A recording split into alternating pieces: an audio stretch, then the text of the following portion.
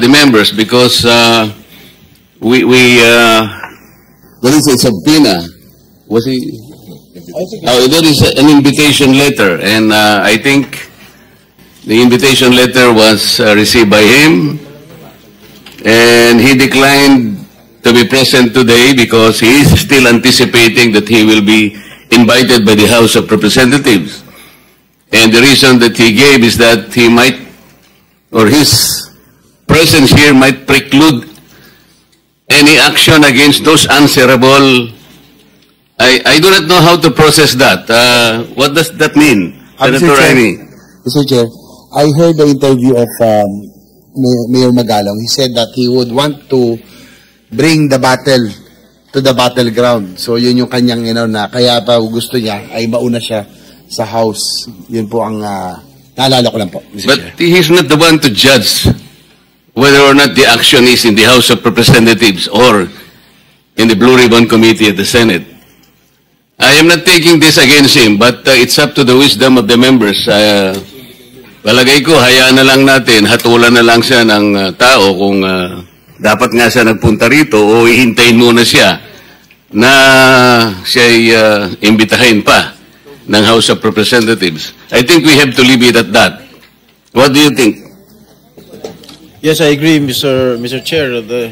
Bahala na lamang siya kung iniisip niya na nandun ang battleground at walang battle dito sa House. Mr. Chair. Sa Senate. But Mr. Chair, I don't know. Hindi naman ho siya, and I believe, hindi po siya iimbitahan ng Congress. Simple as that, Mr. Chair. Baka hindi rin ho siya iimbitahan ng Congress. So, we cannot judge what the House of Representatives will do.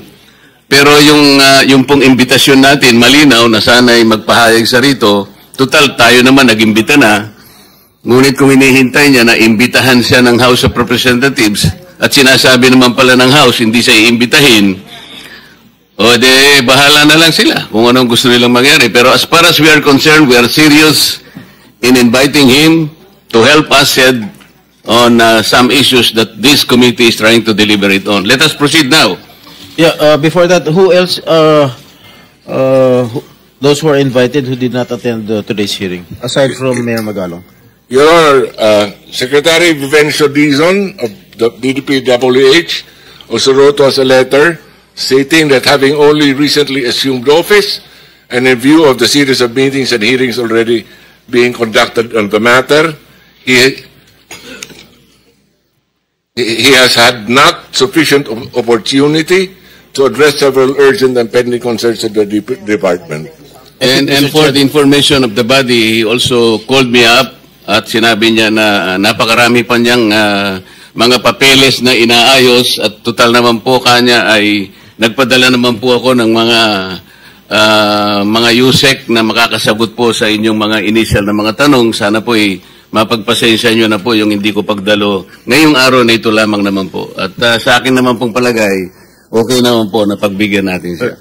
I think that is a very valid excuse, Mr. Chair. Thank you. Who else? And who else?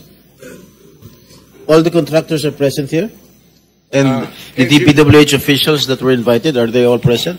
Engineer Eugenio Pipo, former Undersecretary Regional Operations, is not here. Where is he? He wrote a letter saying that he had tendered his resignation on August 20, 2025, which was accepted by former DPWH Secretary Bonoan on August the 29th. Furthermore, as of August the 29th, Undersecretary Ador G. Canlas has been designated by former Secretary Bonoan as Undersecretary for Regional Operations. But that one is not a valid excuse, even if you resigned. For courtesy, you have to be present because you are invited to appear. Anyway, we will deal with that matter in the next sessions that we will take. I would say that Representative Toby Chanco intimated to this representation that because he needs to be back to the House of Representatives as soon as he can, he requested that his testimony be first taken so that he can be excused as soon as we can. I approve, and I think the body will agree that anyway that he is present today, we can start with him. Unless there is an objection, I would start the questioning, and I will take advantage of his presence. Ladies and gentlemen. Congressman Toby, I am very grateful that despite your very busy schedule, you made time to appear before us. Let me first ask you that in one of your hearings at the House of Representatives, where particularly the insertions have been discussed, I remember Representative Egay Erice and yourself were asking that Representative Elizalde Co be invited in order for him to shed light on the issues being taken up in that hearing. Am I correct, sir? Yes, Your Honor. And this came up after former Secretary Manny Bonoan told the committee that he does not know he does not know the persons responsible in putting the insertions during the BICAM conference. Is that correct? Your Honor, can I clarify that statement? Yes, please. Ganito po yung nangyari dyan, no? So nagsimula, ang una nag-interpellate ay si Congressman Erice. So sabi ni Congressman Erice, nung sa dulo na, sabi niya kay Secretary Bonoan, alam niyo ba kung ano yung amount na nadadagdag sa departamento pagdating sa BICAM? Ang sagot ni Secretary Bonoan at the time was that hindi namin alam dahil hindi naman kami part ng BICAM. Makikita na lang namin yan pagdating ng General Appropriations Act. So yun po yung pinagsimula nun. So ang sabi ni Congressman Erice nun, since hindi po alam ni Secretary Bonoan, ang taong dapat tanungin ay si Congressman Saldico. Kaya po siya nagmosyon na kung pwede, imbitahan ng committee si Congressman Saldico at yan po ay tinutulan yung mosyon niya ni Congressman Benny Abante. Bakit po tinutulan ni Congressman Abante?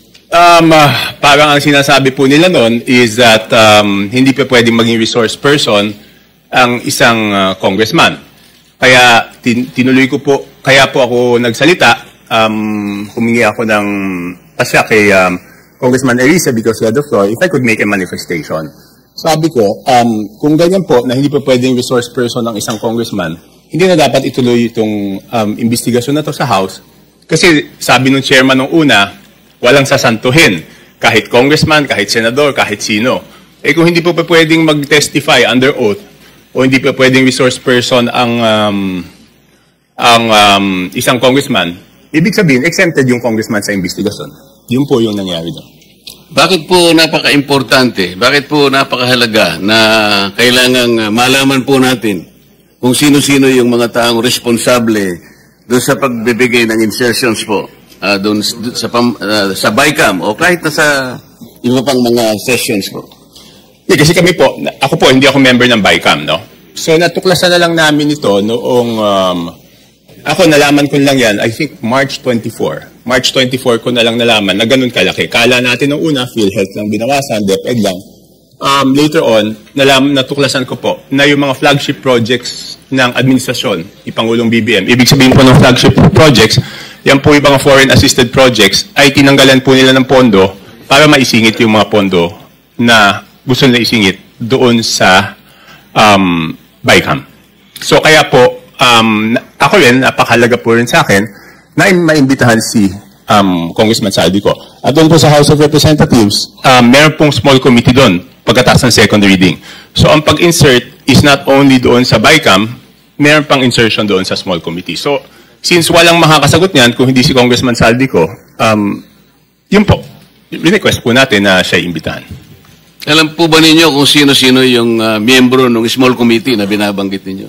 Sa House of Representatives po. Opo. Yes po. Ang chairman po noon is si Congressman Saldico, tapos senior vice chairman ng Committee on Appropriations, Majority Leader of the 19th Congress and Minority Leader of the 19th Congress, Your Honor. Sino po yung Vice Chair ng Appropriations? Senior Vice Chair, si Congresswoman Stella Luz Quimbo po.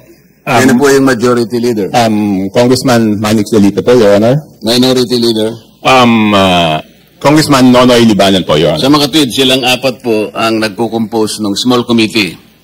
Yes, Your Honor. Ang nangyayari po, kasi alam ko rin naman po, dahil nagtagal din naman ako sa mababang kapulungan, kuminsan po ay 2 hanggang 3 buwan po nating pinagdidebatihan yung budget.